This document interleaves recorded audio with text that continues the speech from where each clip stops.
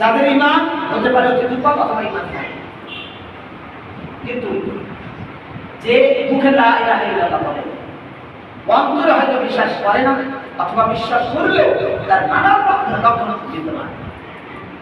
তাই তাদের বৈশিষ্ট্য বর্ণনা করতে আল্লাহ তাআলা বলেন ওয়া ইযা ক্বামু ইলা সলাতি ক্বামু কুসালা। এই মুনাফিকরা তারা যখন সালাতে দাঁড়ায় তখন তারা সালাতে দাঁড়ায় অমনোযোগী হয়ে অলসের মতো করে দাঁড়ায়, আযান হয়ে যায় আসে না। এদাস্তে জুমার দিন আমাদের এখন অনেকটা সময় আছে, আমরা শেষের দিকে দেখবো যা আসার আসলে তখন আসবে, কিন্তু প্রথমে আসবে না। কারণ কি? শয়তান তাকে ঘিরে রাখে, এখন যাও না, কারণ আগে ধরে সব শয়তানের জন্য আছে। কিন্তু আমরা কেন শুক্রবারে নিয়োগ করতে পারি না? যে কোনো বললে আজকের দিন অন্তত শয়তানকে হারাতে যায়, অন্যদিন তো শয়তান আমাকে হারায় ফেলায় দেয়, আবার মাদ্রাসা দশটা মাথায় তুলে দেয়, আর আমি বিশাল শান্তির সাথে বিরাট আনন্দের সাথে বিরাট সৌভাগ্য মনে করে ঘুরেই থাকি ফজরের সময়, উঠতেই পারি না। তাহলে এই ধরনের কাজ শয়তানের কাজ।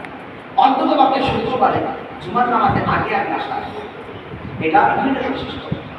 আর এর বিপরীত দেরি করে আসা, অলসতা করা, এটা অনেক বৈশিষ্ট্য।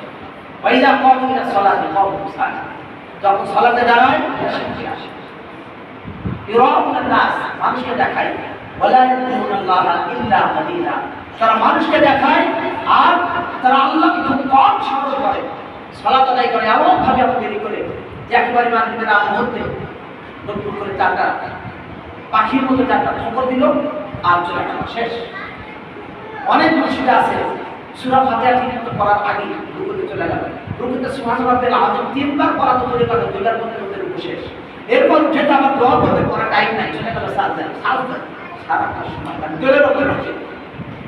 এটা একটা সালাত, এটা সঠিক সালাত না। রাসূলুল্লাহ সাল্লাল্লাহু আলাইহি ওয়াসাল্লাম বললেন ওয়ালা ইয়াকুনুল্লাহ, আল্লাহ তাআলা বললেন ওয়ালা ইয়াকুনুল্লাহ ইল্লা কালিলা, খুব কম সংখ্যক জিকির আজকার করে, এটা মুনাফিকের বৈশিষ্ট্য।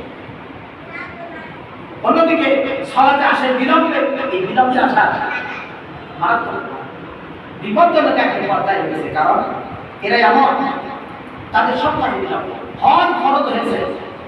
দেখি আগের বছর আসে না, বছরের ব্যবসা বেশি উন্নতি না, একটু ব্যবসাটা একটু পর্যায়ে নিয়ে যায়, তারপরে চলে আসে।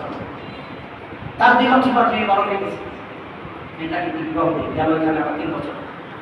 তারপর আবার বললো যে দেখি আগামী বছর, আগের বছর আসতে আসতে কি বলবো, অনেক ইচ্ছা ছিল। তো এমন এমন ঘটনা তারা যেতে পারছে না। আসল কথা অন্তর থেকে তার দৃঢ় ইচ্ছা নাই, মুখে মুখে শুধু কারো সামনে যদি করে